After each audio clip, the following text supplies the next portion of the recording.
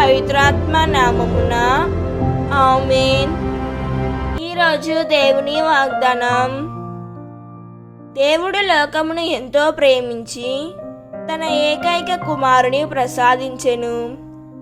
ఆయనను విశ్వసించు ప్రతివాడు నాశనము చెందక నిత్య జీవము పొందుటకై అట్లు చేసెను.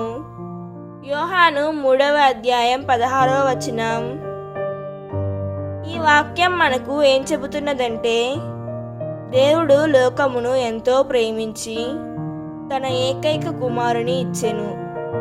అయితే మనుషులు ఆ అమూల్యమైన బహుమానమును గ్రహించలేకపోయారు. ప్రభువైన యేసుక్రీస్తును విశ్వసించి నిజమును పొందుటకు బదులు ఈ లోకపు వ్యర్థ సుఖములను పాపములను పట్టుకొని నాశనమును ఎంచుకుంటున్నారు. దేవుని ప్రేమను నిర్లక్ష్యం చేయుట, రక్షణను తిరస్కరించుట ఎంత దురదృష్టకరమో కదా. మనం కూడా ఈ లోకపు చెడు వ్యసనాలకు లోను కాకుండా ప్రభువులో ఎదుగుదాం, ఆయనను తెలుసుకుందాం. ఈ వాక్యం మనకు జీవమును కలుగజేయునుగాక. ప్రార్థన.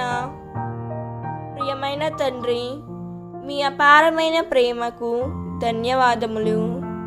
మా రక్షణ కొరకు మీ కుమారుని ఇచ్చినందుకు మీకు స్తోత్రములు యేసయ్యా.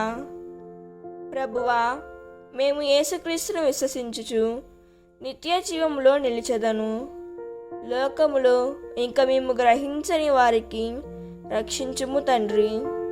వారికి మీ సత్యాన్ని తెలియజేసి వారిని నాశనముల నుండి తప్పించి యేసుక్రీస్తులో జీవమును అనుభవించినట్లు చేయుము ప్రభువా. ఆమేన్. God bless you.